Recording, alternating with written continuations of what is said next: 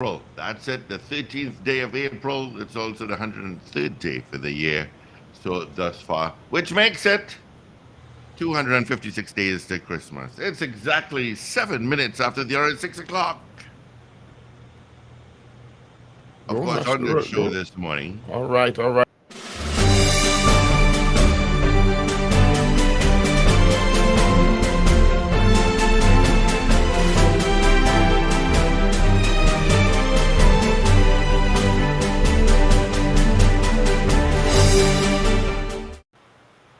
there it is, there it is. Paul Richards, he's on the program this morning. Richard Ragobarsingh, also on the program this morning. Ruben, yeah, he's probably washing his car with a bucket.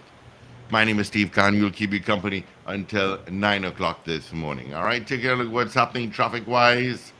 I got nothing to tell you. Of course, yesterday morning, about quarter to 8, we saw that accident around the Coover area. Sadly, she did not survive, and her newborn, well, not her newborn, but her unborn baby also did not survive that accident. So please take your time on the roads. I find the roads are just absolutely crazy. People are just driving recklessly, inconsiderate drivers as well, driving slow on the right lane, not using the indicator. You know, when you drive, you have to drive for the person behind you, the person behind that car, person on the sides, and about three cars ahead of you. So please take your time. All right, please take your time. Nothing to tell you about on the nation's roads, but let's see who sent us hellos on our mobile app on our website at power102fm.com. First off the gate on this Thursday, it is Ken E. Good morning to you, Ken E. Followed by Trevin Arima. Oliver Man Warren, good morning to you. Got Celia in Valencia, good morning. And DJ Ray out in Tampa. DJ Ray is saying, have you all received the hats? Let me tell you, I just ran in, so I didn't check for reception. But as soon as Paul starts to yap, I will take a quick run and check. I'll let you know, DJ Ray. DX, good morning. Ms. Maloney Doodoo, how you doing? Miss Ingrid out in Tucson, Arizona, good morning. Maria Marva, D. Pierre, good morning. CJ out in New York, good morning to you as well. Rena Budu Jennings, Carol Guevara, Ray out in West Palm Beach, Florida, good morning to you all. Boy, did you all get rain yesterday. A lot of rain, a lot of rain. Imagine Fort Lauderdale International Airport, it was flooded a bit and had to hold all flights in and out. It was that bad. All right, so stay dry wherever you are. And of course, it's going to be a scorcher in Trinidad and Tobago today. 23 degrees at Piarco International Airport, 24 at Crown Point in our beautiful sister isle in Tobago. And of course, what's the weather going to be like for today? Hot, sunny, despite one or two brief showers, mainly during the afternoon. Forecast maximum temperature. Piarco today will be 33 and 31 at Crown Point, so you know today is going to be a scorcher. So please leave enough water for your pets, and if you know that you have stray animals around the area, please leave some water for them as well. It's going to be a scorcher. Checking some temps across our listenership. Washington, D.C., you're at 14. Tampa, 21, DJ Ray. 11 across the pond in London. To 12 in Atlanta. It is 16 in New York. Whoa, shorts. Orlando, 20. Miami, 23. And Toronto, warming up and clear at 13 degrees. So it's beginning to warm up in some parts of North America, so that's good news. Sankofa, good morning to you as well. And good morning to you, Paul. Morning, Steve. Morning, Trinidad and Tobago and around the world. Yeah. Morning to you. It is Thursday. Yeah. That's what happens when you have a short week. I know. I got tied up a bit. And the Trinbagonians are like the ones living here anyway. Counting down to the next holiday. which is Next going week, to be this Saturday. Saturday, which is not in Trinidad Trinidadians' minds a big holiday anyway. So Yeah. it's we like holidays in the week. We like holidays on a Saturday. Yeah. Yeah. We really love holidays on a Saturday. Oh, boy. Really do. Yeah, but I mean, it is what it is. We had, we had a lot of holidays this year already, Yeah. so we shouldn't be too eager. But I know people will hate to hear that. Yeah. We had to work sometimes too, you know. Come on, Yeah. we had to work sometimes too. We can't only be concerned with the holiday or the holidays. Anyway, good morning, Trinidad That's and true. Tobago. Thank you for joining us this morning. Uh, what's happening in the country? See, the prime minister is reported to have uh, walked off on reporters. This is what they're reporting it anyway. Yeah. I heard you in the news about that. They asked him about crime, and they called for the removal of National Security Minister Fitzgerald Hines. Prime Minister said, well, I'm not getting into that. I'm paraphrasing there, of course. And, And they could Paul, they could put you, they could put Richard, they could put myself, they could put Ruben, they could put Ms. Maloney. That's not going to make a difference. but I don't know. No, but we have changed. I mean, Wendell would know the stats for sure. We have changed so many ministers of security in the in years. Last administration, this administration, and nothing happens. Nothing happens. I mean, Well, I I I think had a customer we were that, making some progress under Guy Griffith, though it was problematic in many ways. yeah, but that turned out to be all political. But a couple came It into did. the, I don't know. Well, that's what you said. A couple came into the Pet Butler yesterday, and they were just, um, I think he had just gotten a WhatsApp of a chap that was killed. Um, it was a carjacking in Central, and apparently he knew the guy, and that man was, he was there when he got a message, and he just, you immediately his face just changed, and he just said he's absolutely fed up. Yeah, but most people are. He's fed up. He's saying, he's saying that, home invasions on the rise. He talked about And violent home invasions too. I was in violent home India. invasions. He was talking about the family in San Juan when they called 999. Please hold. We spoke about that yesterday, and he said that he seems that there is nobody that cares and nobody that has the will to deal with it, and all the big wigs that know people, that know people, that know people, are all getting away. Hmm. He said that's it. He's going to look But to that's just one migrate. of the sentiments out there that people feel that well, there's one law for the rich and one law for the poor, But that's a general sentiment. and The $1 million cocaine is not coming from a man round the block. it's not. You know, cocaine in orange juice containers donkey years ago ain't coming from a fella lying round the corner on top of a hill. Well, it is not an easy situation to fix. It's But not. as I said, part of the responsibility of the state. Yeah. And when I say the state, I mean the government, the judiciary, the parliament, Mm-hmm. the NGOs, the religious organizations, the educational centers. The state as a collective is to Mm-hmm. ensure the safety and security of every citizen. Now, Mm-hmm. the executive is even going to be held to a higher court because when people go campaigning for votes, they promise better living conditions, they promise better infrastructure, they promise we could fix the crime situation, we bring the criminals to justice. So when you go on campaign and you get Mm-hmm. elected, you're going to be held to account because the executive, meaning the government, has the power strings in the country, Mm-hmm. running the country. So while I think it's the collective efforts of everyone, I think the Mm-hmm. government has to be held, any government in power, to feet to the fire, as the saying goes, when it comes to strategies that are supposed to, in a sustainable way, reduce crime. And Mm-hmm. So they have to take the licks.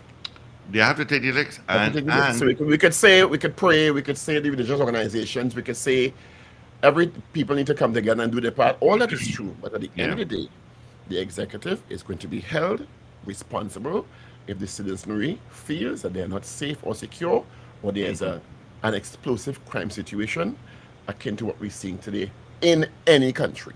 yeah.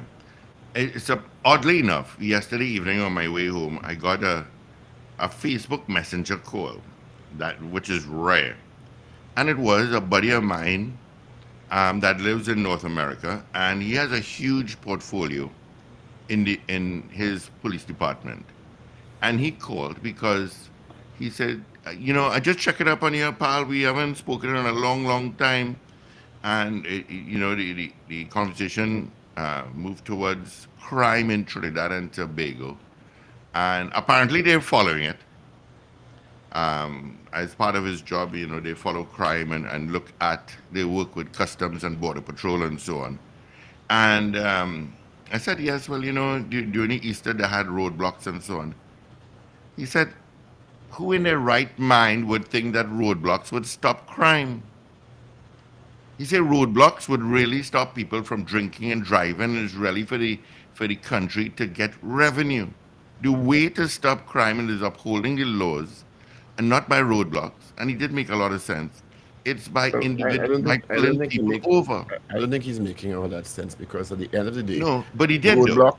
roadblocks can serve to deter criminals, and during roadblocks, police pick up guns, ammunition, They do. people out on warrants. Yeah.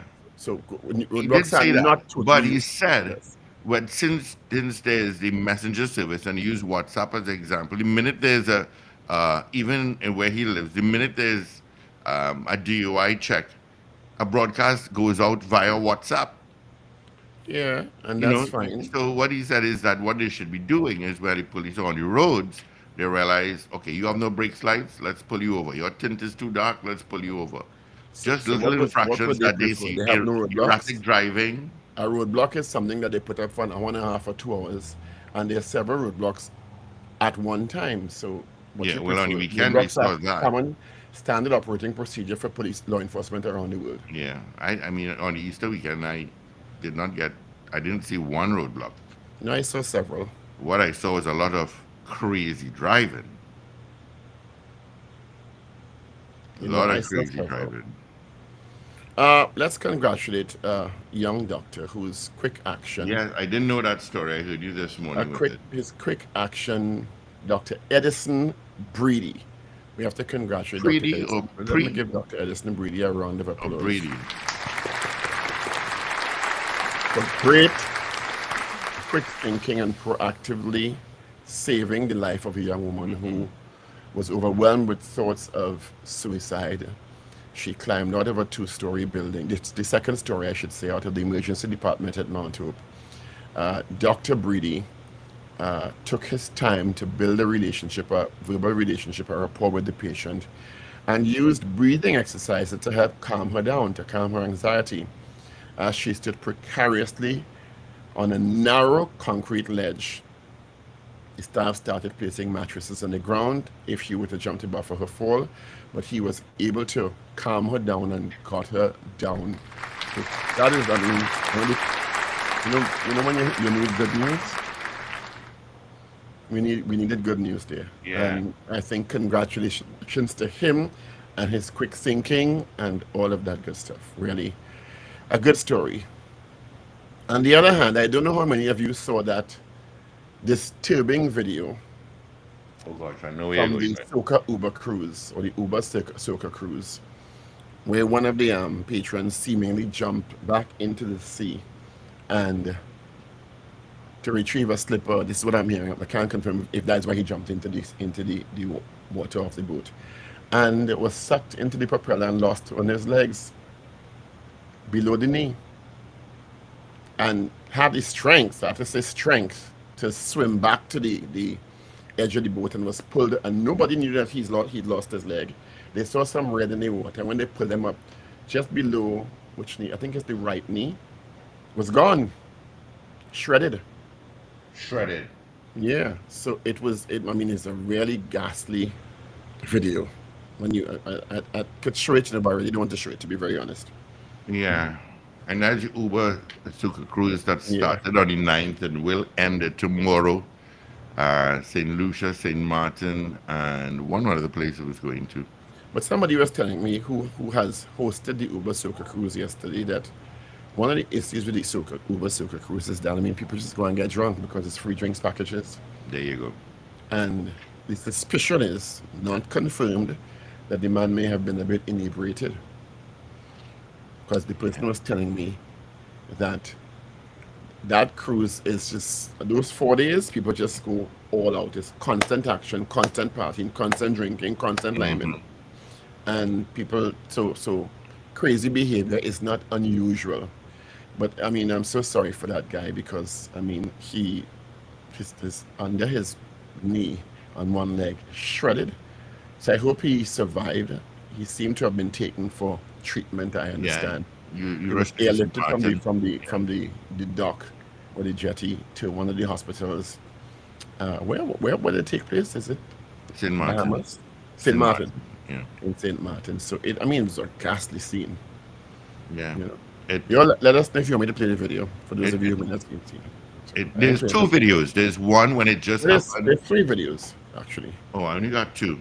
But the two I have is the one when it happened and he went into the water and he's trying to get back to the boat. And the second one was when they brought him onto the boat.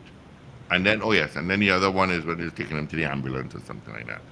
Yeah, it is. Woo! But it is, It's you know, ghastly. it's ghastly. It is ghastly. You have to, I mean, you have to respect. But we actually, I remember years ago, um, we did go across the Tobago um, on a private boat, and we went to put gas, and one of my friends actually slipped and fell overboard behind the boat while it was in reverse. Wow. Yeah, but he got away, and we said, That "Oh, must be scary, because, but I yeah, mean, yeah, the vortex created by the propellers yeah, generally suck in everything that's around there. yeah." I mean, there was no speed; it was just slowly just going back, pretty much like idle speed. But at proper idle speed moves very fast, and those things are Hmm. sharp. Yeah, so that So was one of the ghastly bits of news that emanated yesterday from social media. yeah, The videos went viral on social media oh, I got it a million times. very, very quickly. A movie town owner, Derek Chin, Arima Mm-hmm. Business Association President Christian Rampasad, and Chaguanas Mm-hmm. Chamber President Baldath Maharaj are all, like all of us, expressing concern and frustration over the country's apparent in crime. Not surprising. I mean, Chinese businessman was killed, and businessmen are being jacked up on a weekly basis in Yes, this country. So, yes. Derek Chin told Guardian Media he believes the return of the death penalty may be necessary, as nothing else seems to be working on. And when you see, because this is not new, when you see people start calling for the death penalty, which has been shown around the world in many cases, not to deter crime or to stop criminality, depending on how bad it is. Mm-hmm. But the call for the death penalty is a sign of, well, what else we going to do? Abject frustration with the ability of the authorities Mm-hmm. to manage crime. And I don't think this police commission has done herself any favors by her utterances or her track record since being appointed as the commissioner of police about 2 3 months ago. And certainly the seemingly exponential spiral upward in crime and the types of crimes we're seeing Yeah, boy. The kind of doesn't weapons they're using as engender well. any confidence that Mrs. here with Christopher is going to make a difference in the immediate future anyway. And so I understand his call, because at the end of the day, and I know many people feel that way, but I'll tell you, we had a mass hanging, was it 30 years ago? 30, 40 years ago? When was the Dole Shady Gold hanging? When was the trading? Dole Nah, Shady? it was less than that. Uh, Yeah, it would probably be about 23, 25 years. Let me just check here. Shady, Oh, you doing it? Okay. I don't think it was that. Come on, Google. What's wrong with you? 1999. Yep, July 1999. Yeah. When Dole Shady and the remaining 8 members of his gang Yeah. were hanged until they were dead. And So that's I recall that when they were hung, that crime pretty much came to a halt for a for a while. short while. For Yeah, a for a short short while. while.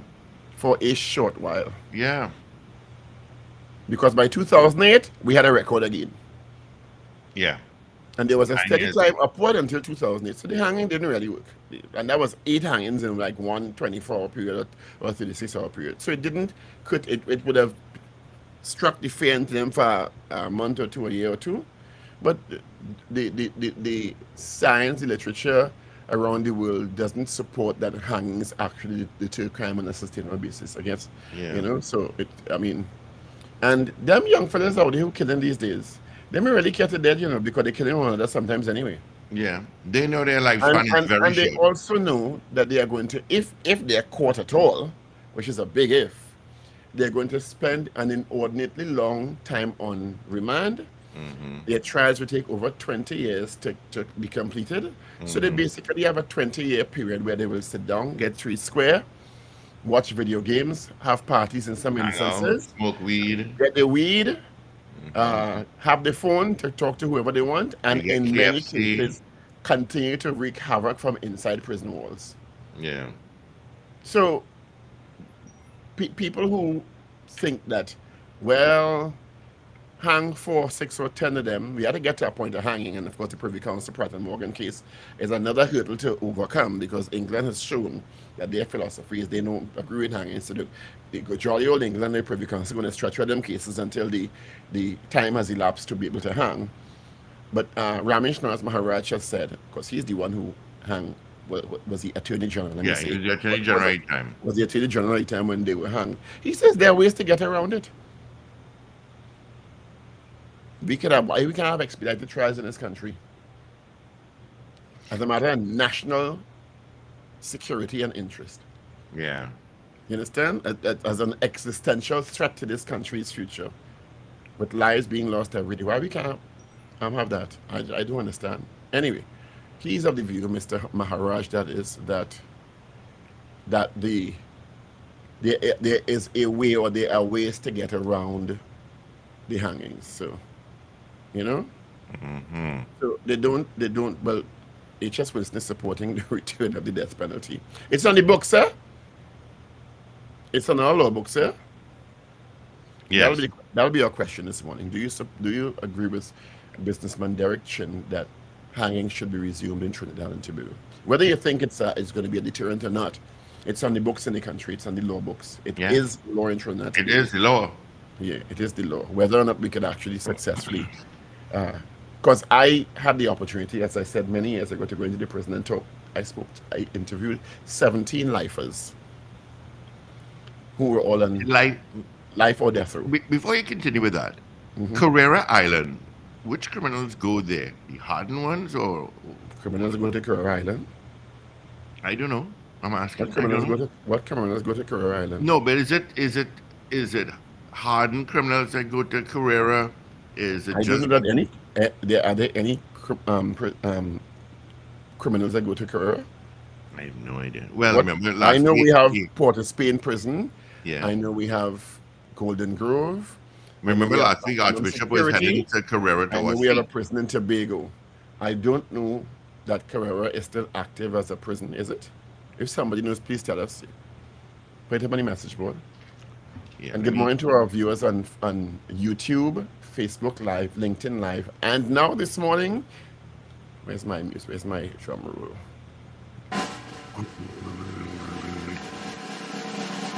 Amazon Live.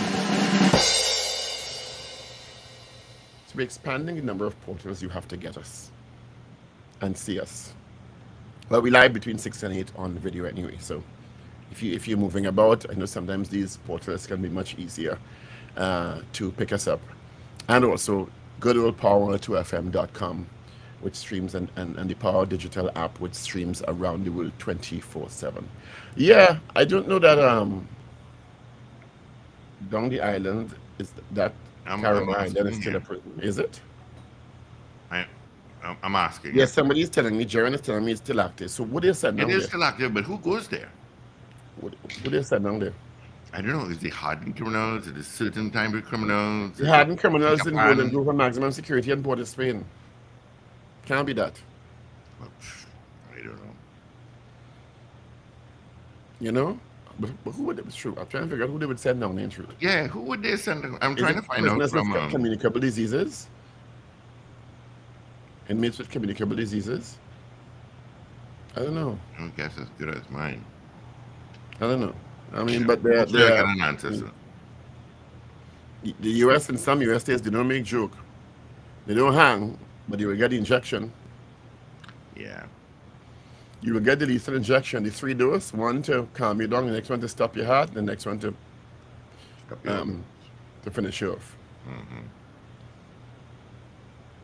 You know, so I mean, I'm not surprised the discussion about hangings and capital punishment has arisen once again, because hmm people are absolutely fed up, and the thing they've, as Richard said yesterday, they've all but lost hope in the authorities to do Yeah. anything. The So, population has lost all hope yeah, and is, I will say it, absolutely fed up with the crime situation.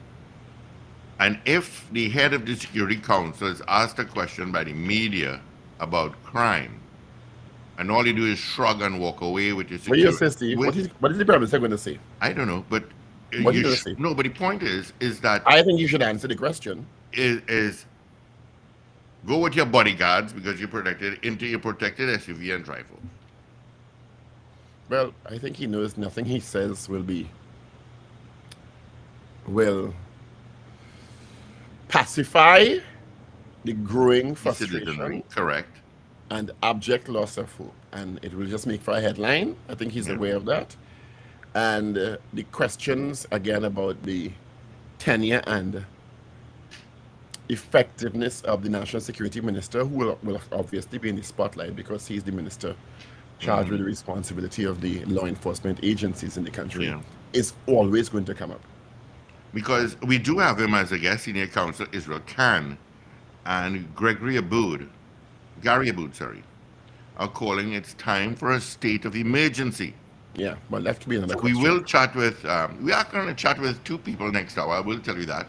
We are going to chat with Yesenia Gonzalez, and then we're going to have a convo with senior counsel Israel Khan. Um, it should make for interesting conversation for sure. Well, yeah, I mean, because that's that. I think the number one issue facing this country is crime now.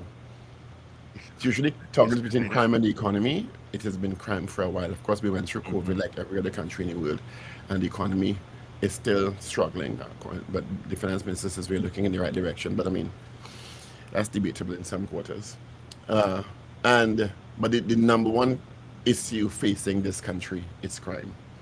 Uh, Citizens are getting gunned down. Unborn children are being killed uh, while in their mother's uterus. And I don't know. People are just frustrated, and as I said, as Richard said, and I agree with him fully, that they just lost hope. They don't have any confidence in the authorities to do anything sustainable in terms of the fight against. They just don't. People just, I don't think the articulation of one more crime plan is going to engender any confidence in anybody in this country at this point. And yes, I will say it again for those who just joined. The state, including the government, the judiciary, law enforcement, religious organizations, educational institutions, and every citizen have responsibilities, individual and collective, to contribute to the fight against crime and security in the country. But guess who will be held ultimately responsible? In any country. In any country. So hmm you could jump out and come at me. I know the sentiment sometimes is to get all defensive and we are anti-government. No, I am not anti-government. Yeah. I'm being told that there's a state in the US that reinstated the firing squad. as a backup to injection, lethal injection. I doubt that very much. I'm gonna Google it now. I don't believe that for 1 minute. I'm gonna Google it. I don't believe that for 1 minute. That is fake news and misinformation. You ever tell you that? The other said provide proof. Me and see that nowhere in the news for the last 20 years. That's sensationalism. I think they've actually gone away from the electric chair and the hanging approaches to the death penalty in the US and have opted for what is considered more, I don't know, more acceptable is the lethal injection.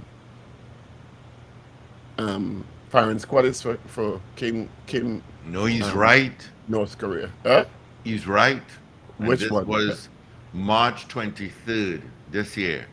Idaho State Legislature passed the legislation with a veto-proof majority to reinstate a firing squad as the state's backup method of execution for death row inmates. What does that mean, backup method? To lethal injection. But the lethal injection didn't work, but Yeah. they were onto the chemicals. If they were onto the chemicals, Wow. or if the lethal injection didn't work, you take your half limb body and put it on a gurney and line of 6 men with AR-45s shoot you. The last execution by firing squad took place again in Utah State Prison on June 18th, 2010, for the murder of an Really? attorney. Yeah. Remind me not to go to Idaho. Wow. But anyway, there's put police officers just put it near people neck until they stop breathing in the US sometimes. So why should I be surprised? But I stand corrected there, Yeah. my dear. Wow. And let's talk about China and North Korea. Okay. Right. Uh, Former US President Donald Trump is suing his former lawyer Michael Cohen. Of course, no surprise here. No surprise. We I knew that don't was think coming. alleging breach of contract. We knew that was coming. Cohen, of course, is one of the main, if not the main witness in the prosecution case against the charges laid against Donald Trump in relation to his alleged hush money payments to a porn star. Cohen's lawyer, Lanny Davis, told the BBC he was confident that the lawsuit against his client would fail. I'm surprised, Trump and his allies are going to come out blazing guns against Michael Cohen to try to discredit him. I will wait and see if Trump is convicted.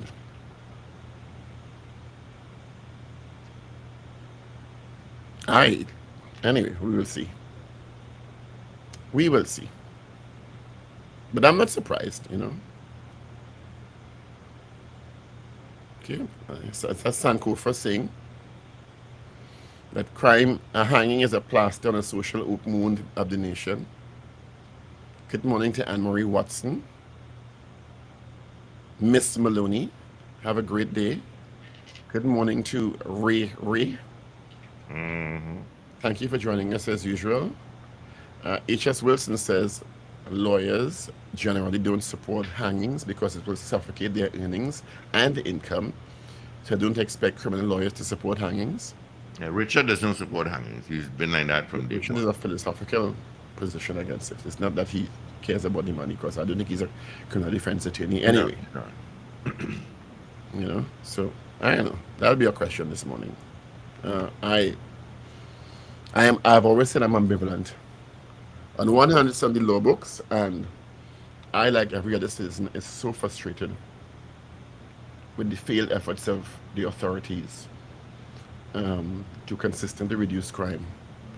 And Yeah, I'm with you on that point. yeah, but it's on the law book, so you get to the point where you don't know what else to do.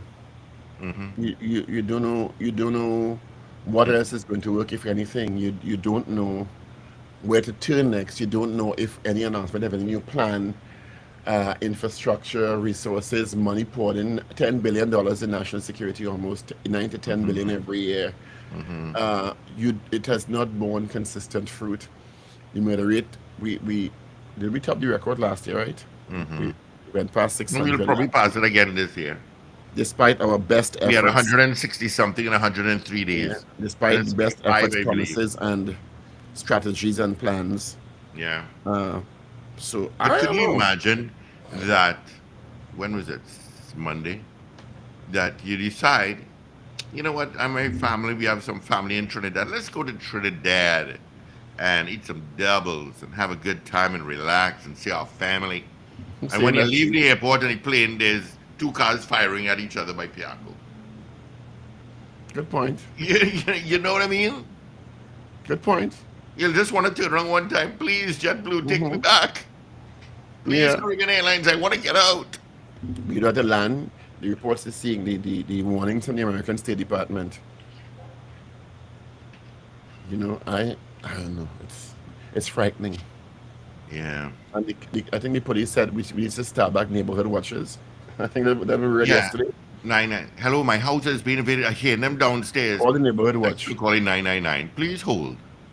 At that I point, call so neighborhood feeling to watch. call 999 and see what happens here, but I don't want to tie Pray that. and inform neighborhood watches. So Neighborhood watches, it's good to have a group together so you have an eye. I yes. see a car park up here for a day, um, or some So fellas so when the in the neighborhood street. watch corner the bandit and then they call the police and the police take 3 hours to come out, do come. What they supposed to do the That's the bandit? next thing too. At least make sure the back door lock the No, I iron mean gate. we living in constant fear, Steve. We are. Home is where you should feel safe. Wait. I get buff. Wait. Oh, geez, on ages. Speak of the devil. I just Good get buff. morning, guys. We all were talking about saints and people who are, who are perfect. That's why you said, speak of the devil. You were talking about criminals actually, Oh, not I was crime. so hoping for you to stay silent. But I don't know how speak of the devil that applies to me. No. No, I jumped because you know when you send up that message that you're waiting, anxiety levels is peak. I didn't Spike. say I'm waiting. All I said was good morning. Where's the tone of the good morning from you? And then I look down and I see you waiting to be let into the feed and say, oh my God, he's been waiting 30 seconds. I'm going to get it this morning. I'm going to get it live. Good morning, Mr. Ragobarsingh. How are you? We're morning, talking Good about Regina. morning, time guys. I'm and good. Derek Chin's suggestion that the resumption of hangings, because of course, as we said earlier on before you came on, the conversation about hangings come up when people reach the point of absolute frustration, that nothing else seems to be working. Well, I'm an abolitionist, so We know. We You people know know said this. my so. people know my position on that for years. I've had Yeah. arguments over the years with people, so now people don't even bother to argue with me. They know that's my position, and they move on. And we You said so know, earlier on. yeah, We they said move you're on. philosophically against. And I always said I'm very ambivalent. Yeah.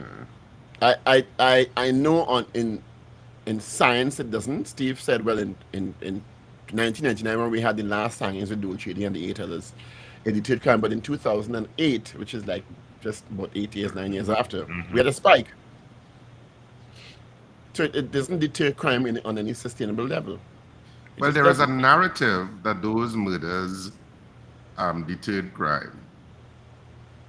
So the narrative is really from the people, um, and it's a narrative that a lot of people bring up without any justification of data to back it up.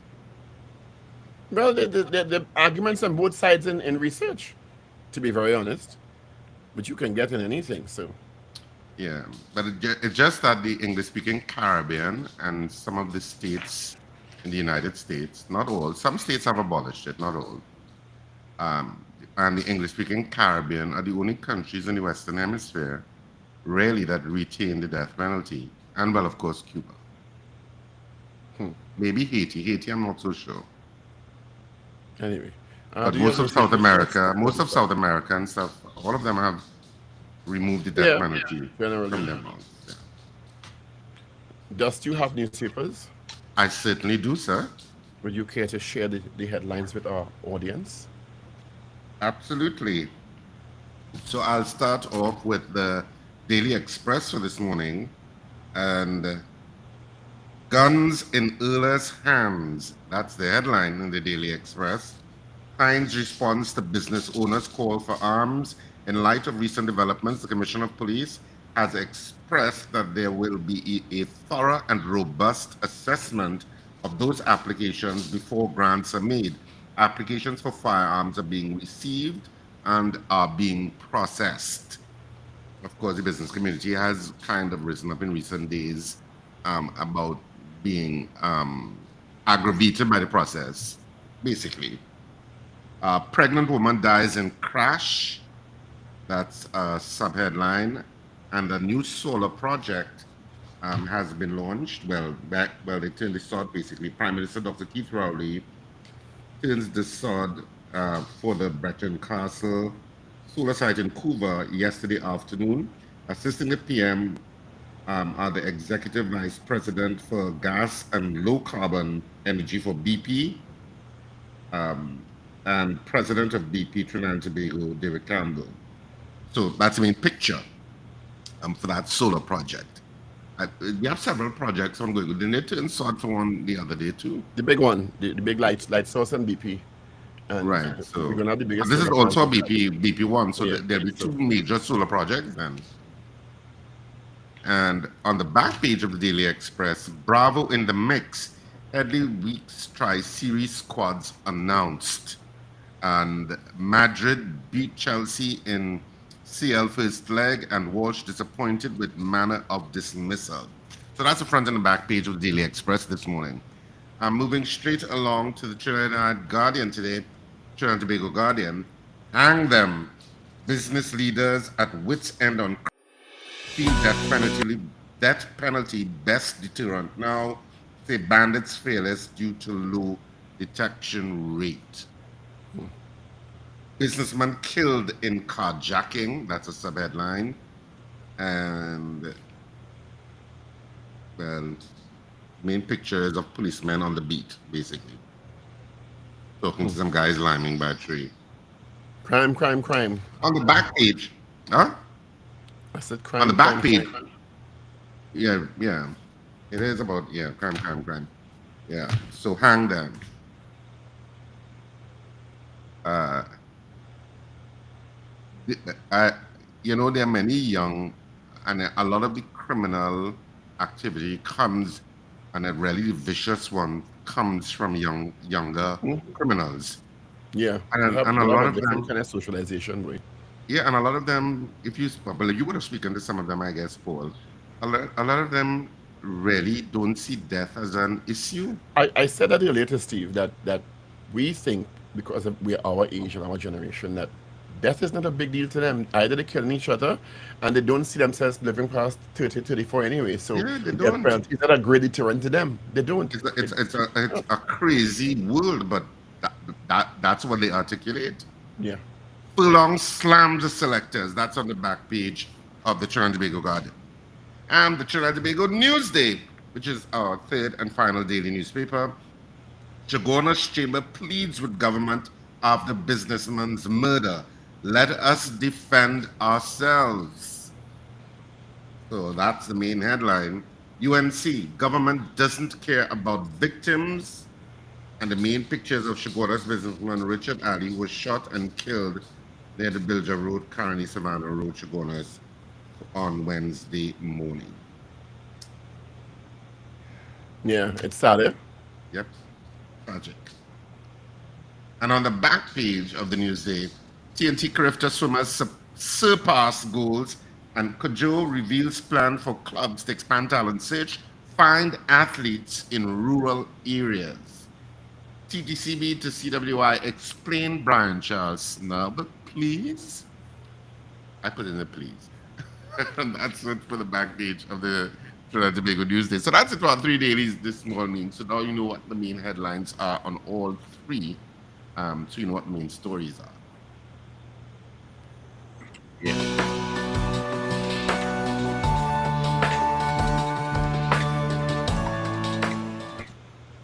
All right, so let's get the results of our morning poll from yesterday. All right, yesterday we asked you, let's get the results here. Do you have any confidence that the current crime wave will be arrested in the near future? All right, that was our poll yesterday. 95%, 95 said no. Not surprised there. Yeah, no surprise there at all. So our question this morning, comes from the suggestion from businessman Derek Chin. It's not a new suggestion by any means, but certainly with the level of frustration facing the population now, and as Richard said yesterday, the lack of hope that the authorities' efforts are going to bear any fruit.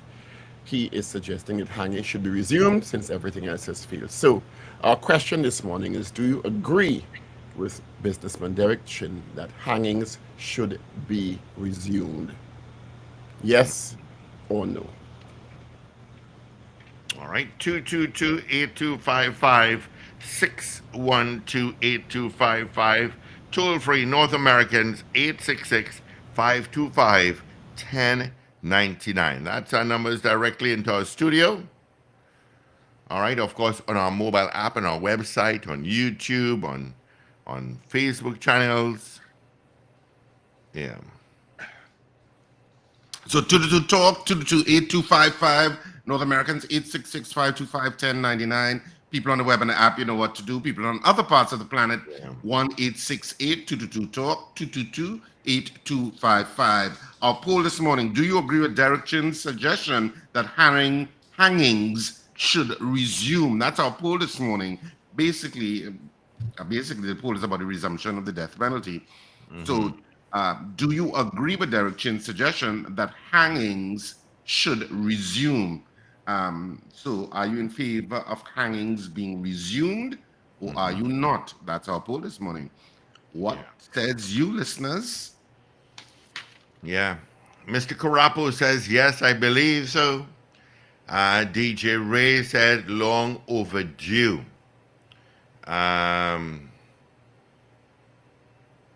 BCC says, why does TNT? Oh, where did he go?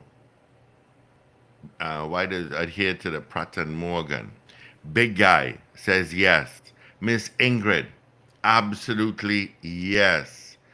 Tucson, Arizona has the death penalty. Trevor Narima, yes. Wayne out in Simcoe, Ontario, Canada, also says yes.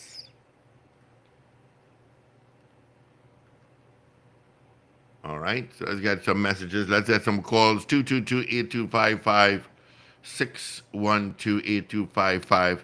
Toll free, North Americans, 866-525-1099. That's our numbers directly into our studio.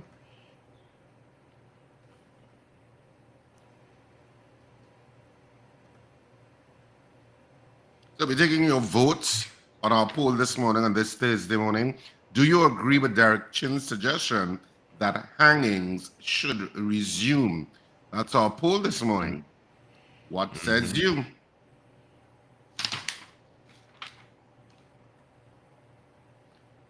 Talk, 222-8255, North Americans, 866-525-1099.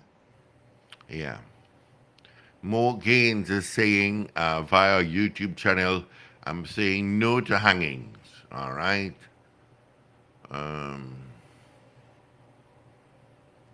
Alistair Hart says yes.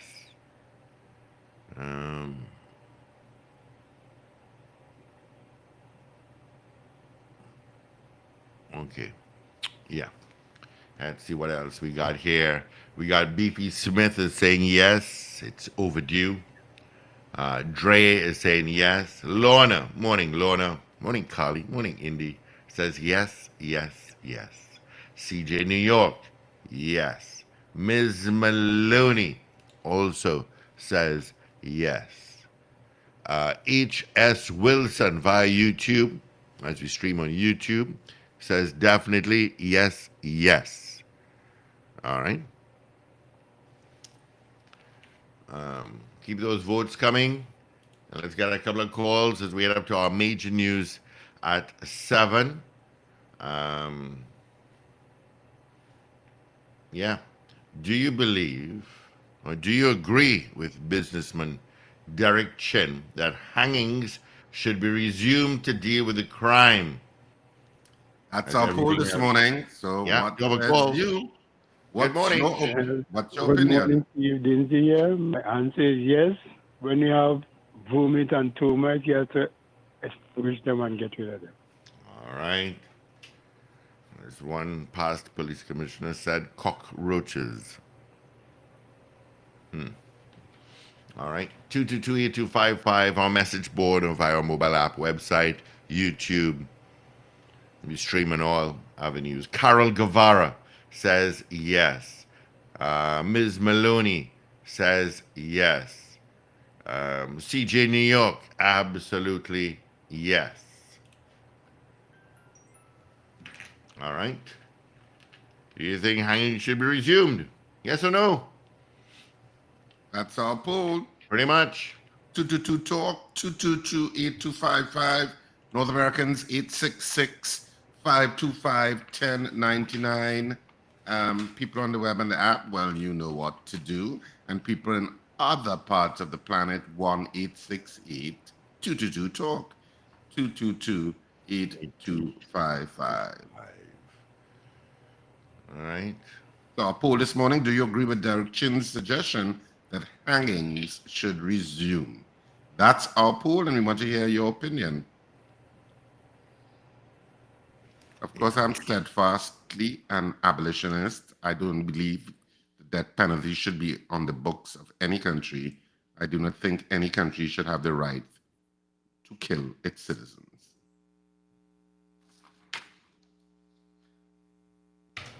Yeah. All right. If you're on the Solomon Huchoy Highway, you realize that one lane is blocked. Why? A dumpster. Uh, um, well, it's northbound by Taruba. It's one of those pickup dumpsters. Was smoldering. So the fire officers and fire services and there to extinguish that out. So that's causing a bit of a backup this morning. Good morning, caller. Good morning. Yes, but why has it stopped? Thanks. All right. Thank you. Yeah, why did it stop? Legal processes, Sorry? and generally countries don't really like to institute the death penalty from a political point of view. But there are a lot of legal processes that would have stopped various aspects of it.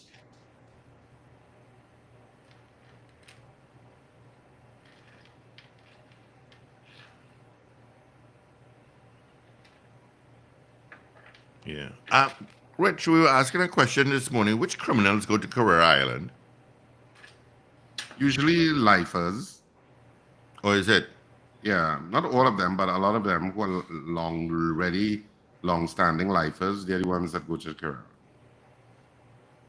receiving life sentences. Okay.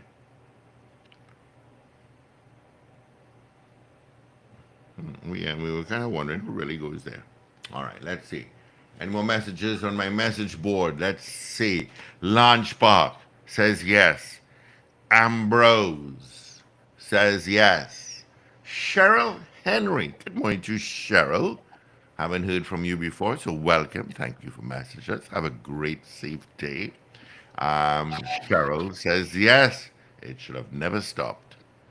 Miss Ingrid, send them to Tucson, Arizona. But Rich, let me ask you a question here. We dug it up this morning. Let me see if you know this.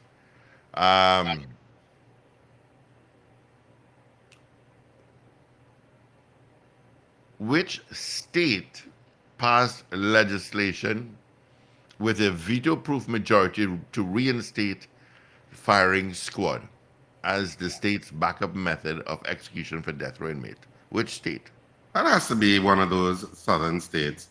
That has to be either, if not Texas, it would probably be one like Tennessee or Georgia or something. Idaho. Oh, okay. Potato land. Living in Idaho. Okay, sorry, I was getting into some. Idaho is what, Midwest?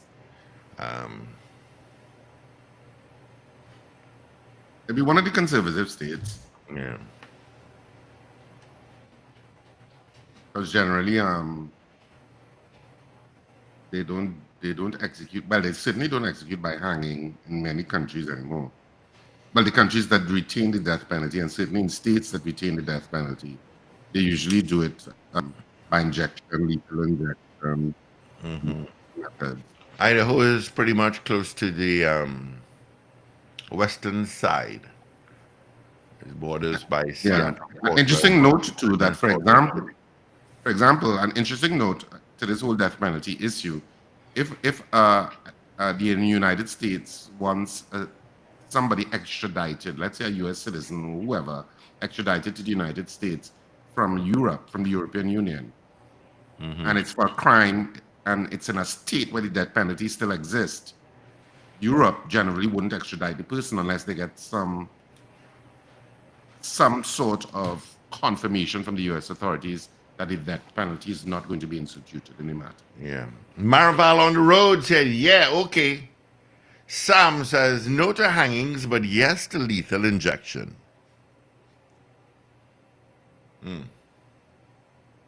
Well, that's not really the question. The fundamental question is really about the death penalty. So I'll have to mark you as a yes. Yeah. Yeah, I would mark them as yes. The substantive issue here is not just about the hanging themselves. It's about the reintroduction or the continuance of the death penalty. Our mood is hanging. Even though we haven't actually executed anyone in a little while. Yeah, we have it. All right. The big bad wolf just walked into the studio there, Richie Rich. And she's all ready. Let's get into our 7 o'clock major news. Of course, our poll question will stay up until tomorrow morning when I give you the final results. All right? Let's get into 8 o'clock major news. ABSN. This is your news bulletin from Power 102 7 o'clock. Digital. It's 7 o'clock. Why did I say 8 o'clock? It's 7 o'clock. Major news starts now. Q, AV, AVQ. Prime Minister Dr. Keith Rowley walks off on reporters as he refuses to answer questions about crime. Business owners call for a resumption of hangings, and a mother and her unborn baby die in a car crash in Couva. Details in a moment.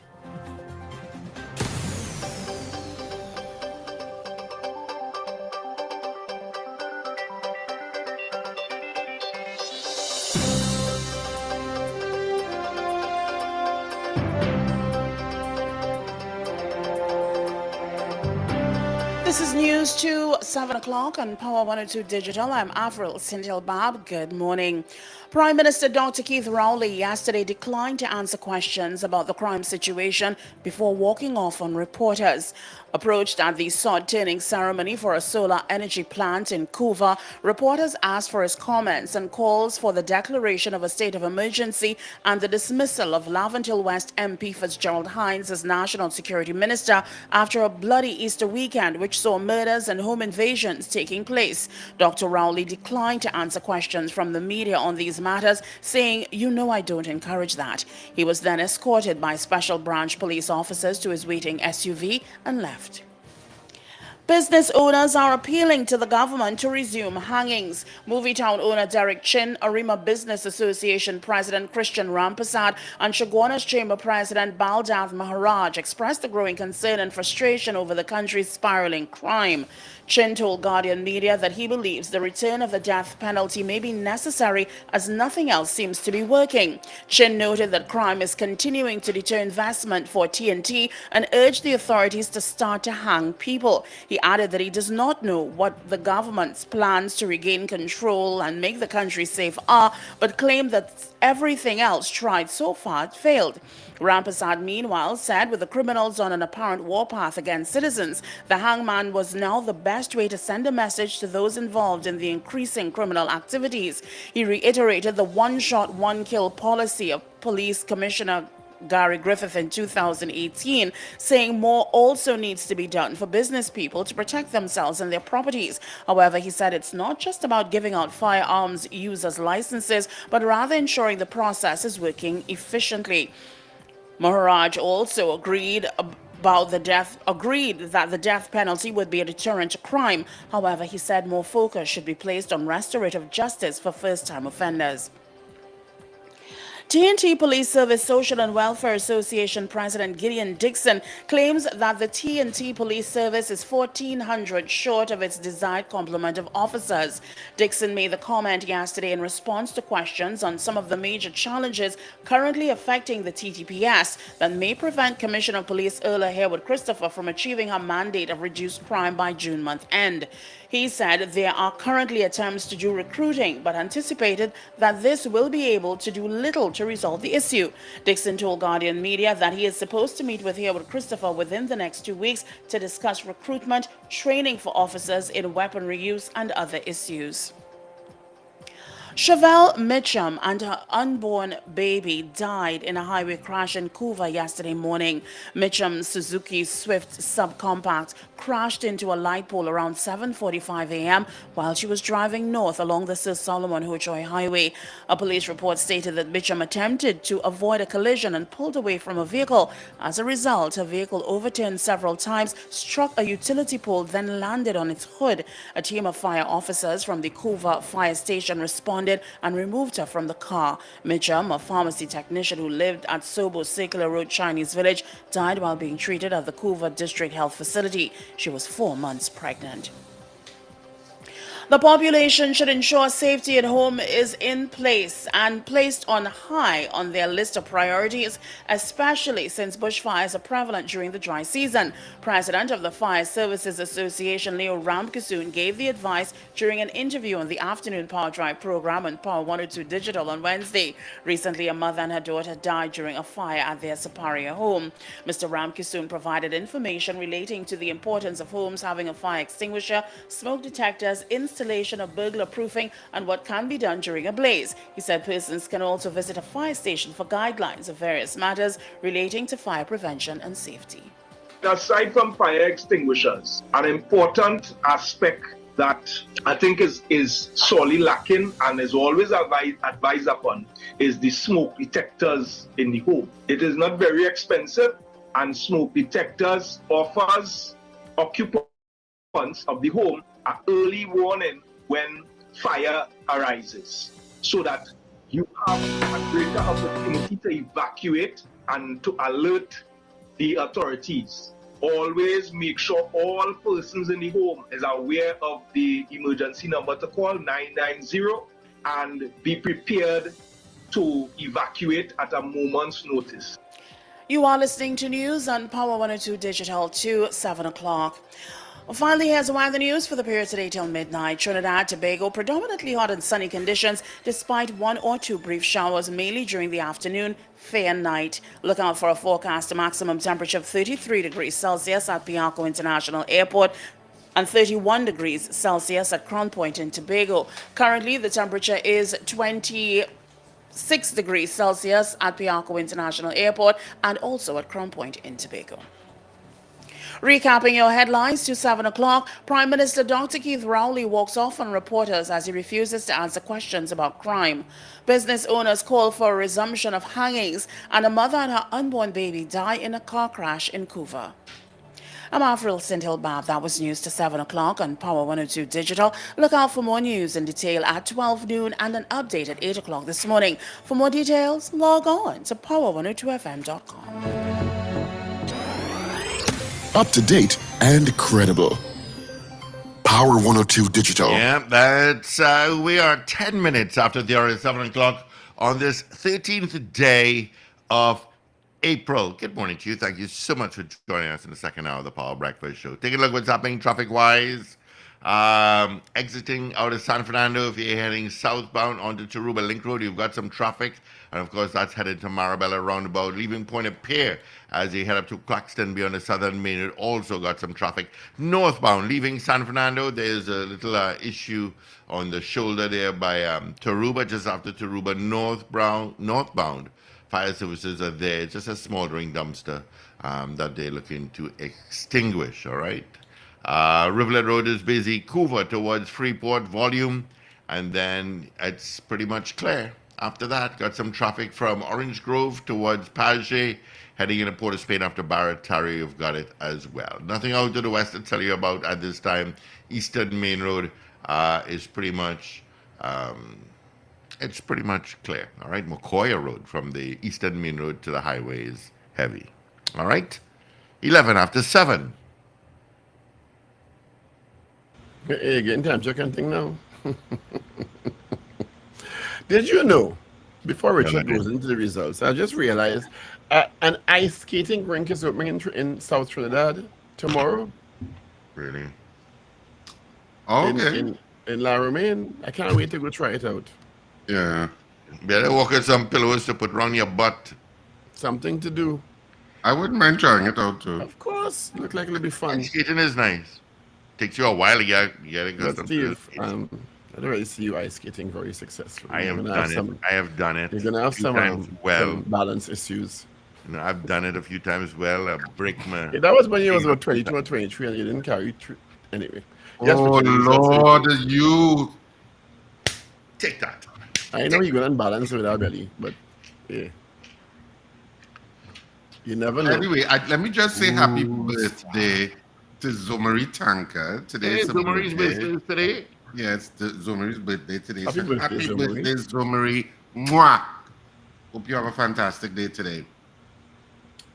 All right, so I can give the results. So our poll this morning was: do you agree with Derek Chin's suggestion that hangings should resume?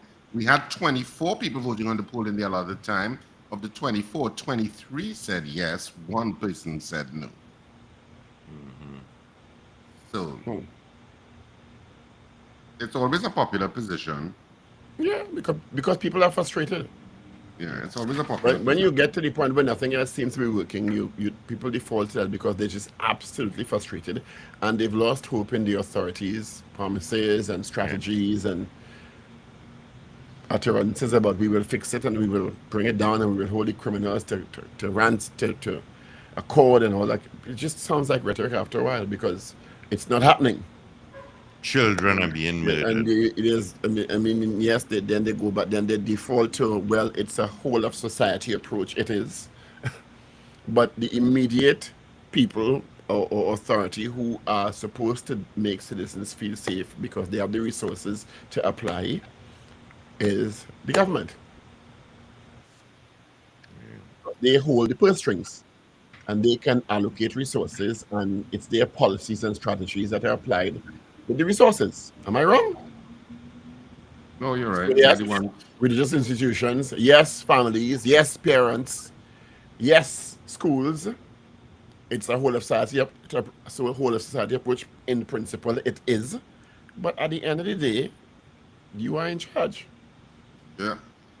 Under your watch. You have to deal with Exactly. it. So it's under your watch. And as I told Steve earlier, when you see a campaigning and the other side in power and you say they're doing nonsense and you go fix it. Ta ta ta ta ta ta ta ta ta. Your turn. Bring it to life. Bring it to fruition. But it's frustrating for citizens. And as I said yesterday, if you don't have life or you don't have security, what's the point? If you could make all the money in the world if you kill your kind, you enjoy it. If your family killed, it destroys the quality of life. Yep. If you can't, if you are successful in every other sphere in your life, and your family, your children can't go up without you worrying to high heaven about if they will return safely, or your wife or your husband, what's the point? A doctor friend of mine, very successful, and his wife pleaded with him not to buy her a Mercedes for her birthday. He said, well, I've worked hard and I want to treat you. She said, no, I'll become a target. Correct is right. That's the mindset in some cases. Yeah. And then the brain drainer. But Paul, And then the brain drain. look, a pensioner went to a bank in Val Park, withdrew $17,000. money and was robbed in Kirep.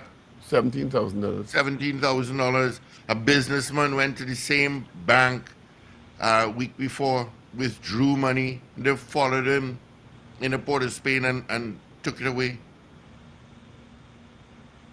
I 6'1", I'd be scared walking in the road.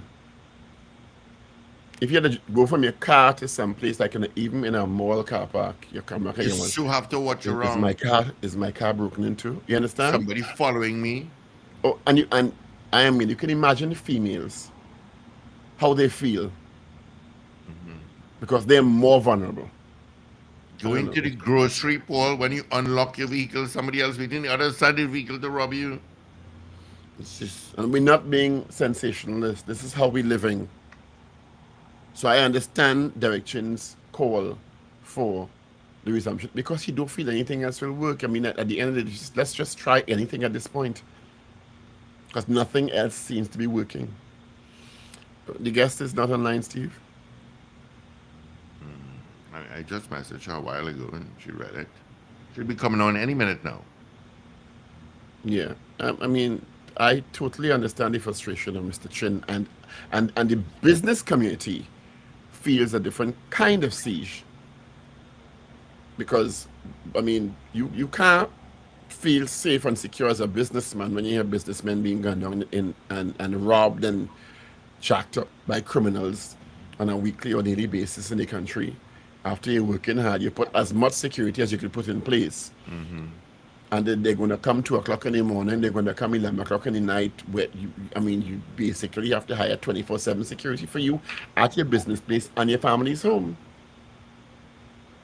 That's what it comes down to. That is how we're living. And no amount of obfuscation or deflection is going to change the fact that the executive is going to be held accountable. Whoever the executive is at the time. This fact of life. And the diehards going to say, well, hey, you're anti-government and you're this. No, I'm not. This is the feeling and the sentiment of the average citizen in Trinidad and Tobago. So, well, we just pray. According to the Israel Commission of Police. Pray. All right. Let's say good morning to Yesina Gonzalez. Good morning, Yesina. Hello, good morning. You hear me? Yes, we're hearing you loud good and morning clear. to you. Yes. I was wondering because my phone sometimes give me problems.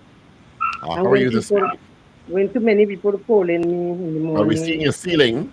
We ain't really seeing Oh, you. nice ceiling fan as well. Good morning, Yeah. Yesina. Buenos dias. Good morning, good morning. Yes, hold on. Yes. Why are you making us so dizzy with this camera movement, Yesina?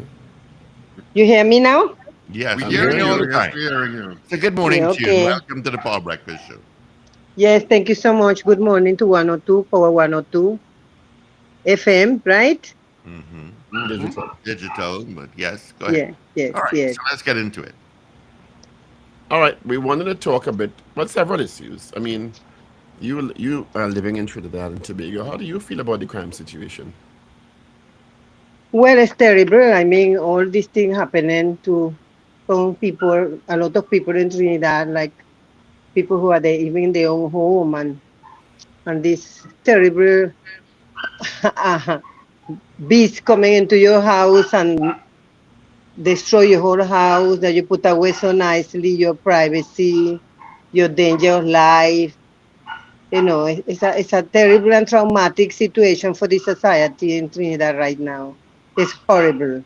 And I'm not seeing with my vibes that it's going to get any better. At least if they put some sort of measure about how to deal with it because something is wrong that it will get worse. And I believe that very, very soon, the way things continue, we're going to definitely face a social outbreak in this country. Our big question this morning was based on the suggestion by businessman, movie town owner Derek Chin, that hangings should resume in Trinidad and Tobago. What are your thoughts on that? Sorry, I can't hear what you say again. Are you hearing me now? Yes, I hear you now, but I hear several voices. talking to me. But Sorry. businessman Derek Chin suggested that because everything else has failed, we should resume hangings as a measure to deter crime in this country. Do you agree with that? Yes, okay, I will try my best. Yeah, yes. For some reason, you're not hearing me. Are you hearing me now? I hear you now, yes. Do you agree with the resumption of hangings in Trinidad and Tobago as a measure to deal with crime? I am sorry, but what happened? I am hearing too many voices from the background coming up from you. You all. Richard, try. Are Yes. you hearing me? I hear you, but I hear in too many voices. But there's nobody else speaking. Um, like your voice have some sort of radiation or something like that. Are you just on the? Sorry, I now got the word. I hear echo in the background when you're talking to me. Oh, you're hearing an echo. Yes. All right. But the Richard, try to pose question the Paul was question. asking was whether you think, what's your opinion about hangings resuming in Trinidad and Tobago to help with the crime situation?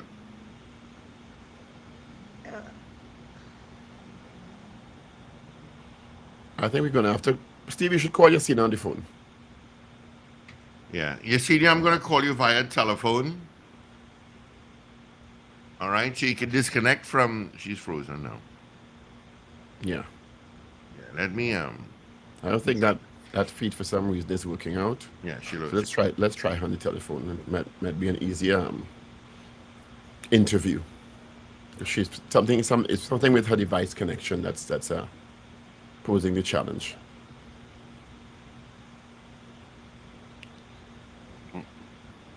Yeah, because it and then the movement of the camera too is not helping.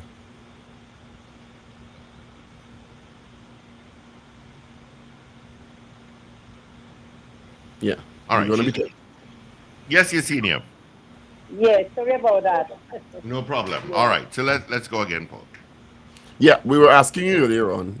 Businessman Derek Chin, the owner of Movie Town, has made a suggestion that we resume hangings in Trinidad and Tobago to deal with the crime situation. Do you agree with that? What are your thoughts on that? Well, it's not a matter if I agree about it, or it's matter is how to deal with this whole situation because basically, I mean, they have to put some sort of strong laws when it's coming to criminals, especially what is happening right now. I mean, it would get worse, it will not get better. So somehow or the other, something has to be done. However, it has to be resumed. I really prefer not to make opinion about it in that sense because it's something that is a very sensitive um, opinion. All I know that they should trying to speed all these cases in court and trying to deal with all these matters because I believe that something is wrong in the system, in the judicial system when coming into cases where it's being delayed and put off. And I mean, especially with what's going on right now with immigrants, I mean, there's another story, all these victims of human trafficking who have to testify in court, um, who have to be able to, not able to get the matters speed, and they get tired and they go back into their country, especially the victims. So, it is going on in the whole system. It's affecting every individual who have cases, very serious cases in court. And they basically, something is very wrong and then give them bail to all the criminals is another matter again because, you trying to deal with the human trafficking victims, that example I given you, and you give them protection, against these criminals who are actually selling them into prostitution and whatnot, and beating them, abusing, rape them, do all kind of things. And then they being in a safe house, They can't go nowhere. The criminal living not too far away from the place. And they give them bail, and they inside and they outside. So they continue with the crime. So it is something very wrong, I mean, and negative that happening in the system, in the judicial system, that they have to do something with those cases, to speedy cases, and deal with all these criminals. Don't give them bail at all, because it is horrible how a man who invade somebody's house and beat them, abuse them, they give them bail.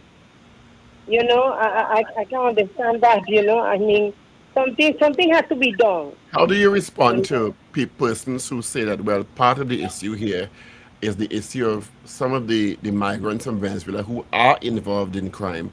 Do you think the authorities are dealing with that aspect effectively? Well, I mean, I am totally agree that they really have to deal with those criminals who are coming here to Trinidad. I don't think the whole Venezuelan criminal coming here. But basically, they don't come here, and I'm not making excuses for criminals. They're not coming here just by the way. They must have some connections with the Trinidadians here to able to move around and do their crime. Some of them running away and they have a criminal records and so on. And it's a long story that you will see in the picture about these criminals coming to Trinidad. Or they are not really criminal, but they think criminal here because they kill the girlfriend, husband, or whatever, And I believe that they have to be investigated first because sometimes you hear Spanish, which means we are not Spanish, we are Latinos. I have to correct that because they keep calling us Spanish. Spanish is Spain. We are Latinos, right?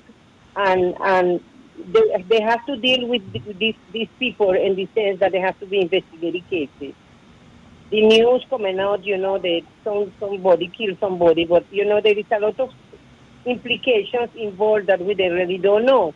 But I do believe that they will have to deal with these migrants who are coming here, or Venezuelans coming here to commit a crime. I think absolutely they should send them back or put them in jail or something because I really very unhappy and I think it's affecting us because they say, well, all the Venezuelan criminals, they don't really like us being here, right?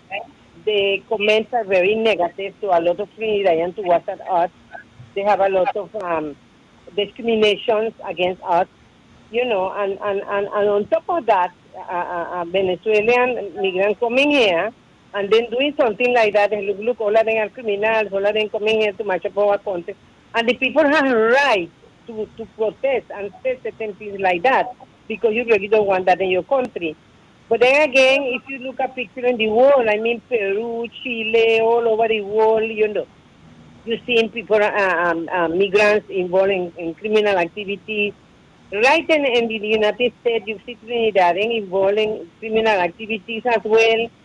But that doesn't mean that those Venezuelans who come in here have rights to be here, especially to commit such a crime. I mean, it's bad for us. It's bad for the community because it's affecting us in the sense that what we should do is just basically tell the people, look, stop playing the A. You understand? Go back and work or do something, So, that is an everyday issue that we have to deal every day in this country right You now. said, Yesenia, you said something about there's a certain amount of discrimination, and a lot of Trinidadians don't like Latinos, specifically Venezuelans, being here. Isn't that getting better? Isn't it that Trinidadians are getting more accustomed with the fact that immigrants are here, or you think it's getting worse, or you think it's just at a stable place now? Well, let me tell you first, not all the Trinidadians discriminating the Venezuelan people who are here, right? Not all, because they are very helpful, very kind, and I have to thank them every day and pray for them to bless them because really and truly they put a lot out of the way to help them, and some of them really end up like they get them pregnant, and it became very very negative in the sense that it's so much what a Trinidadian could do for you. Every day, some issue, some problem or the other, right? In the sense of the discrimination, if it's getting worse, yes, it's still the same way. I can't say if it's getting worse, but I know that it's still there. I mean, it happened to me on many occasions where, I mean, people will tell me something negative. But the good thing about it is when they realize it's Miss Gonzalez, they say, oh my God, you're Miss Gonzalez, you're the lady with all these people. Oh God, I could imagine you really have some heavy work there and so on. But, you know, there is certain attitude towards abuse sometimes when you're going into places. And especially with them, where they say negative things about them, or them coming here to see, they want things from the government, which is not true because Venezuelans just want to work. Just that unfortunately, there is those parasites that coming here to um, spoil, you know, people' future here because basically the reputation and people just get angry. I mean, to know they coming here to what? To kill people now? They want to take everything from us and they want to come and kill people now? What's going on? So it's really, What? you know, Yes, just before you go, because we have to wrap up just now. What are Venezuelans allowed? Those who are registered in Trinidad and Tobago, what are they allowed to partake in? Because I understand, can the children go to school? Do you get hospital services? Specifically, what does the registration enable Venezuelan nationals who are here and registered to engage in to partake in? well, you know, I believe that there is a lot of how you call it, a lot of um, talk and with the government and the different NGOs.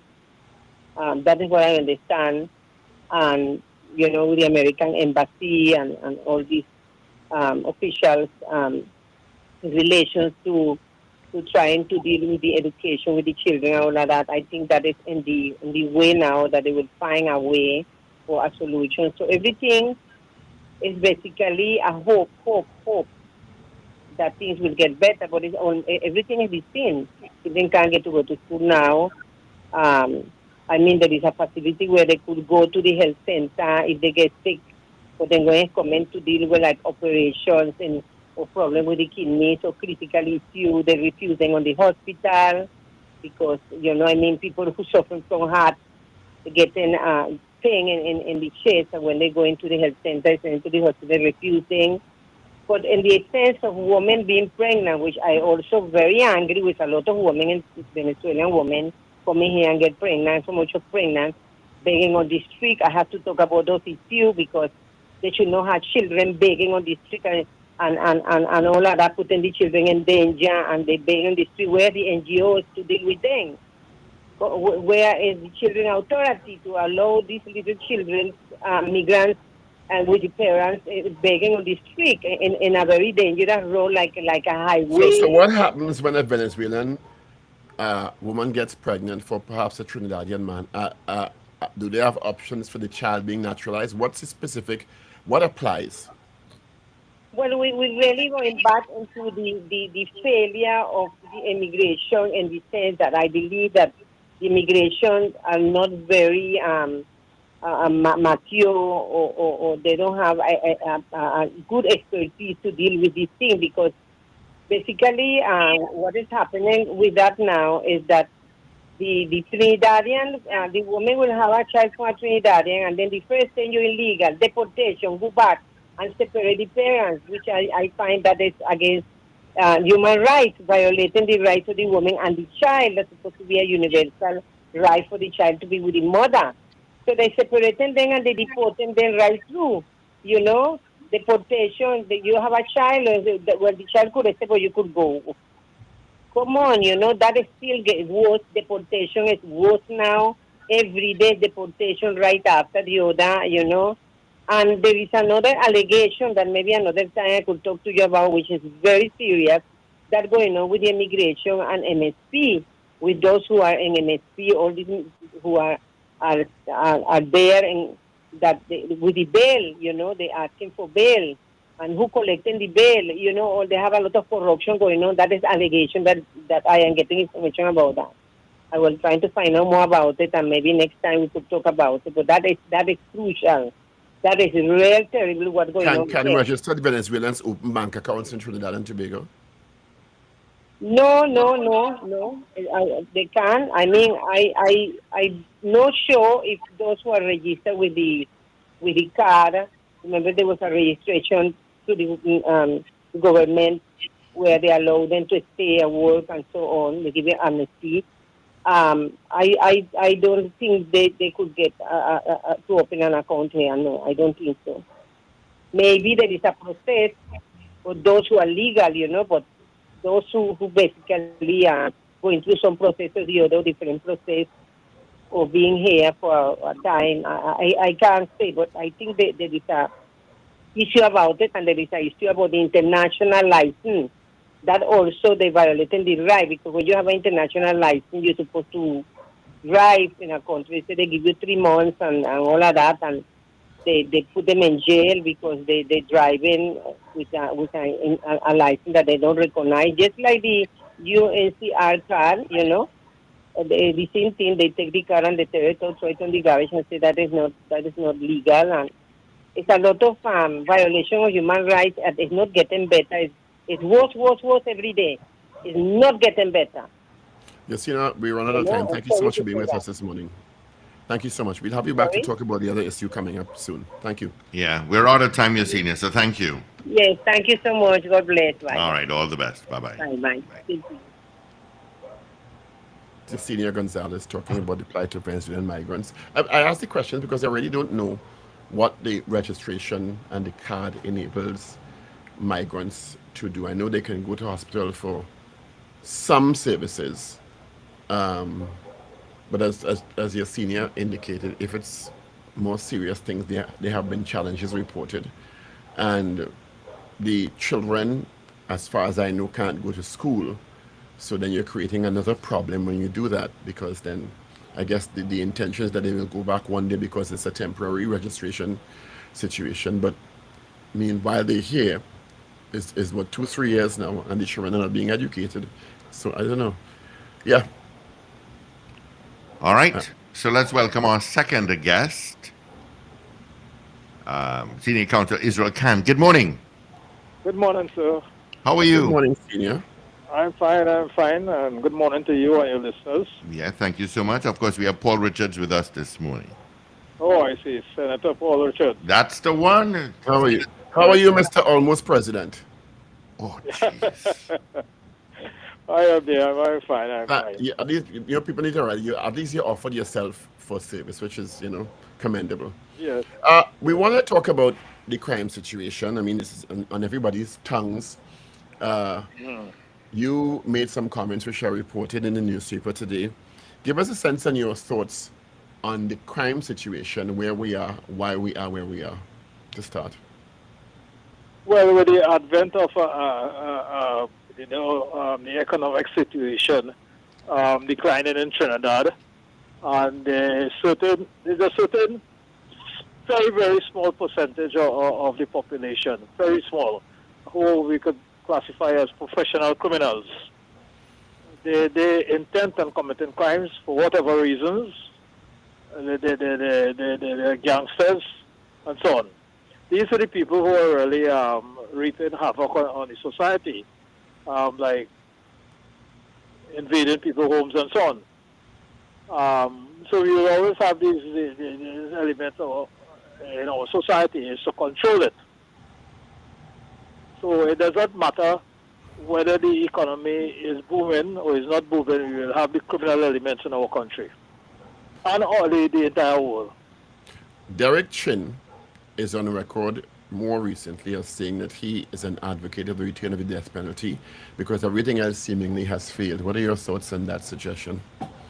Well, I was once, abolitionist, and then I became a partial abolitionist. But I don't think the death penalty will reduce the crime situation, because the criminals always believe they would not be caught. And most of the times, I do not have the evidence, but I'm of the view that they are high on some substance, more likely than not coke. And so they are not thinking reasonably. And also, if you retain the death penalty for murder, they will start eliminating witnesses who might have seen something or suspected saw something. They will just kill them. They are professional gangsters. So you are of the belief that if we start applying the murder, the laws related to capital punishment, that you will see an increase in murders of witnesses. Yes, they will be killing the witnesses. I am of that view. My experience in the criminal justice system for the past 38 years suggests that to me. Even with witness protection enabled in Trinidad and Tobago? Even with witness protection available? Well, it's not that the protection given to potential witness, the witnesses will be killed on spot. So it wouldn't even get to that? No. They will be killed on spot. Do you know if there are assassins that come into our country, just do their job and leave at the same time? Because that was something that someone had told me. Yes, that is for high-profile assassination and so on. But we know they are professional, how they call them, shooters for gangs, assassins. They just take a job to kill somebody, local gangsters. It's a very, very, very limited outside assassin will come in. Your colleague in the legal fraternity, former Attorney General Ramesh Maharaj, senior counsel like yourself, has indicated that he thinks there are ways to apply the death penalty, even with the Pratt and Morgan situation. Do you think that there are legal remedies to that we can actually start applying death penalty if we wanted to as a state? I know it's on the books, but I mean... If they really want to, they will have to pull all the gaps out because they have to execute this. You see, a convicted criminal has the constitutional right to be executed expeditiously within 5 years. If you do not do it then, Pratt and Morgan, that authority kicks in and his death sentence will be commuted.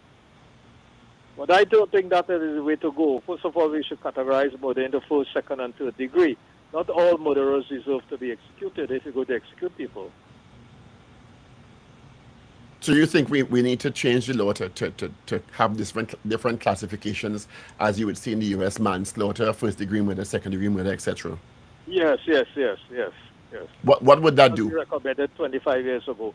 What would that do to the system? First of all, it will ease the backlog in prison, with people really have to now apply when they're on a murder charge. You will not be getting bail readily.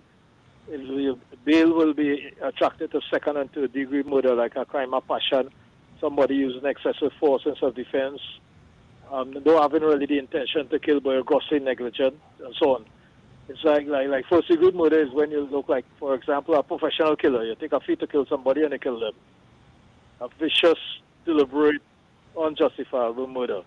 But even that, I think they should remove the death penalty. There are several components to the criminal justice system, as you are well aware because of your experience and qualifications.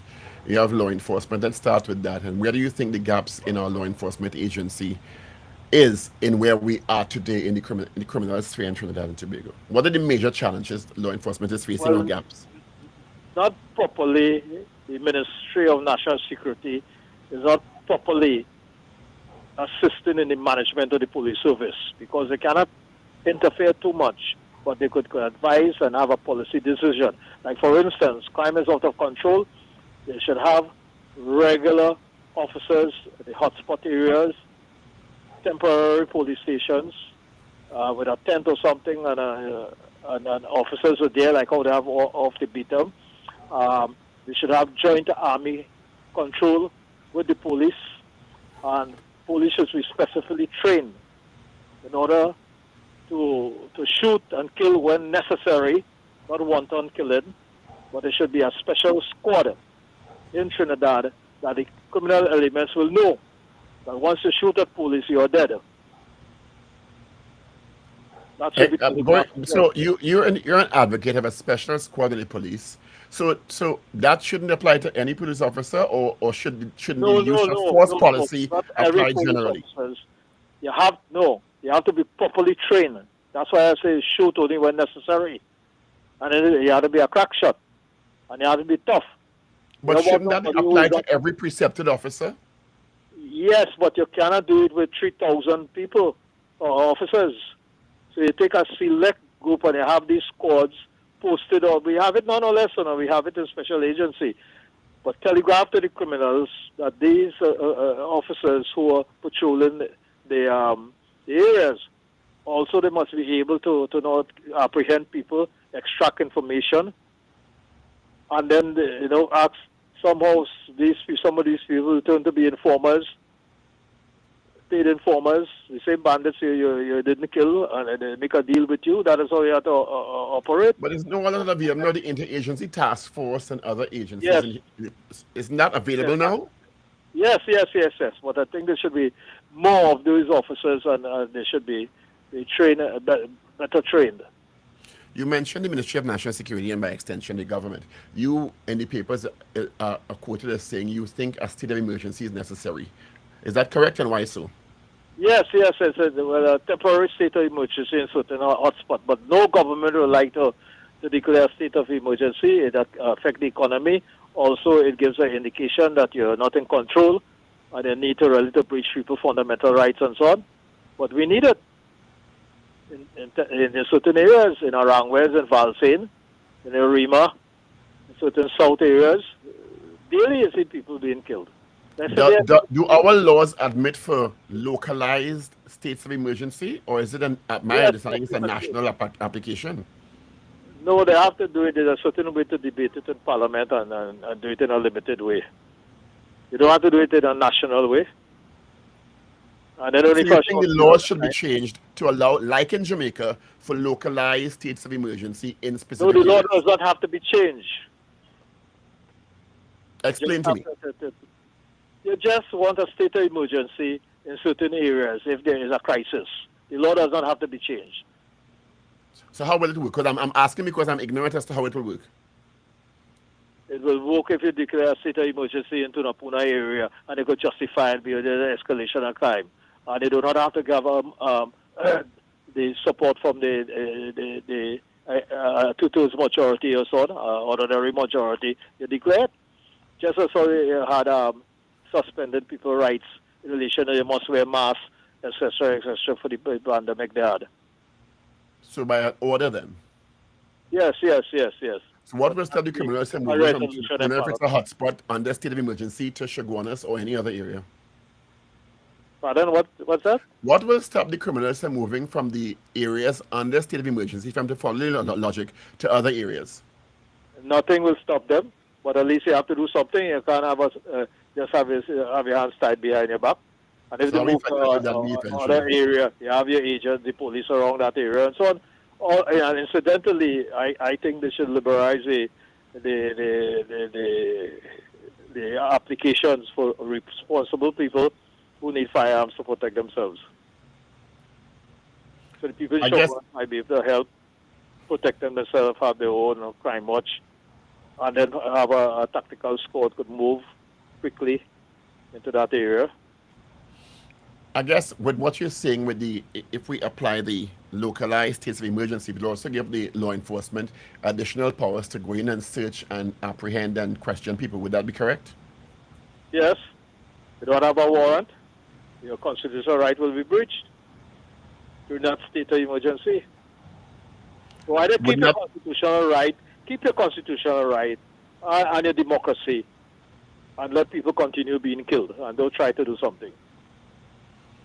What about the backlog in the courts now? I know you spoke extensively about that is another problem. First of all, the backlog in the courts simply means there's a good thing in that what happened, you apprehend people and people are charged. The backlog in the court, they first of all have to amend the plea bargaining act and make it very simple where people could plea bargain like in the United States. Hardly ever cases is contested. The criminals know that they will not be apprehended, and they know when they're apprehended, they will not be tried expeditiously. So in order to do that is that you have to set, like they say, a problem with gun. They do like in Jamaica, you set up a gun court. And you have 2 or 3 courts. There are 300 inquests where police kill citizens in this country pending for years. And the citizens have not got an explanation whether these police should be charged or exonerated and so on, because the judiciary is doing absolutely nothing about these inquests. is the Chief Justice and the Judicial Legal Service Commission who have to set up these coroners. What they do, they take the magistrates and they deem them to be coroners to hear these matters, and he hasn't done that. What he's concerned with is undermining the office of the DPP because the Prime Minister telegraphed that to him. That's a serious allegation. It is a serious allegation. What it means by the Prime Minister coming out on a political platform and saying the DPP is underperforming. Shortly after that, they have Attorney General a few days after making that statement. Both these people could make the statement, they are politicians. What the hell the Chief Justice get in jumping into that and talking about the DPP is not performing properly? That is not his business. That is a political issue. But so you didn't think the Chief Justice should have gotten involved in that? You know the Chief Justice is obligated to the Prime Minister. He's obligated him by that trigger in 137 to find out whether he misbehaved in public office. So you won't say that is a serious allegation? Of course it's a serious allegation, but it's justifiable. Within days of the politician making a statement, you make a statement about DPP, and you yourself have 300 inquests and you aren't doing anything. You're not handling the backlogs properly. So where do you see the present criminality ending up if something drastic, I'm using the word drastic or radical, is not done in the immediate future? We have a new police commissioner who seems to be, well, these are my words, kind of out at sea in some instances, and I don't get, when I hear the utterances, a lot of confidence. What do you think about that? You need other officers to help. You don't need a flying squad. You don't need a Randall Burrows. You need a man like Gary Griffith administering the police service, but a responsible Gary Griffith. You can't be really a responsible police commissioner and you're criticizing the Prime Minister openly and saying he doesn't know law and this and they're insulting him and all sort of thing. So you had to go, but we lost a good man. So you think a responsible Gary Griffith would be an asset to crime fighting? Yes. Yes. Do you think the present commissioner has what it takes? Well, I don't know, you see, because first of all, people criticizing her because she talk about praying to God and so on. But the first thing in our constitution is whereas the people of Trinidad and Tobago recognize the supremacy of God. We recognize God. So I think our constitution. So I see nothing wrong with praying and so on. But she cannot do anything personally. She or the Minister of National Security could work out the policy, and there's the other senior officers who have to carry it. Like, let's say the Joint Patrol. Let's say the Army, the Joint Patrol. Let's say it's your firearms, the responsible citizens. Let's say the backlog of cases, they set up a gun court right away. They amend the plea bargaining act. So people will readily settle getting 20 years. If they plead guilty, they get 10 years. And then you have a parole system. If they rehabilitate or they the prisoners want to behave themselves, you don't keep them locked away. Then you know what thing you could do? You have national service, people who now leave college, both boys and girls, and they cannot find employment. They volunteer if they want to. Do a 6 months with the Army or the Coast Guard or something, train. They become disciplined. They set up trade schools. You know how many things you could do? But they don't have the political will. We need more trade schools. Everybody can't be doctors and lawyers and engineers. We need masons. We need carpenters. We need joiners. And everybody shouldn't want to be doctors, lawyers, and masons. The society needs different skill sets. If you want to be a doctor, you really want to be a doctor and a lawyer, and so on, go for it. But if you don't have the qualifications and don't have the aptitude to do, you take those sort of studies, but you're good with your hands and so on. You do that. Anyway, that's a whole different. Before we close, I want to ask about your opinion, Senior, about whether we are aggressively enough pursuing white-collar criminals whom many suggest are the driving force between the transshipment of drugs and illegal guns entering the country. Well, they are protected by the government being of the day who serves the government, not doing sufficient to apprehend them. And when you're going to do something, it think Dina Sital was killed because she was prosecuting her case. I was leading that case in the Vijay Naipal case. I was the lead prosecutor. I made the opening address and all these things. Why I wasn't killed and she was killed. Why? Because she was attending to the white collar. I understand. I do not have the evidence. She was advising the United States government in relation to certain high-power citizens here, how to extradite them, drugs and ammunition and so on. That is what is being rumored, but I do not know. But we know she wasn't killed because of the case, and she was killed in such a way to send a message. So the white-collar criminals, the drug barons, as they powerful, very powerful. And do you agree with the sentiment expressed by some there that they seem untouchable? I mean, they seem untouchable. They're untouchable, not seem. They're untouchable. They're building condominiums and all sort of thing also, and doing legitimate trade. When they you think it's seeped into what is the legitimate economy and it's intertwined significantly now? Yes, and not only here. Mexico, Colombia, Jamaica, Haiti, United States of America, Russia, all over the world. If it's that endemic, can we as a small country fight that on our own? No. We have to get together with the rest of Caribbean countries and the big countries that are affecting them. They have to assist. We don't have that type of problem in St. Vincent. We don't have that problem in Grenada. We don't have that problem in St. Lucia, Belize. We don't have that problem in Barbados neither, to the extent they have it, but not in Trinidad. Why? Why we have it here? Because we have the potential to produce wealth. We started with the oil boom. And then out here is now whether we producing wealth or not. This is a drop-out point. The drugs going to the big countries. What you're painting is a very grim picture, Mr. Khan. Very. What opinion, what? You're painting a very grim picture. It seems not impossible, but challengingly almost insurmountable. Well, we have to start. For example, this conversation between the fourth estate and myself. I've been an entrenched attorney, an experienced attorney expressing these views openly, and you asking questions and so on. Our life is not yet on the line because I don't think we could humbug them.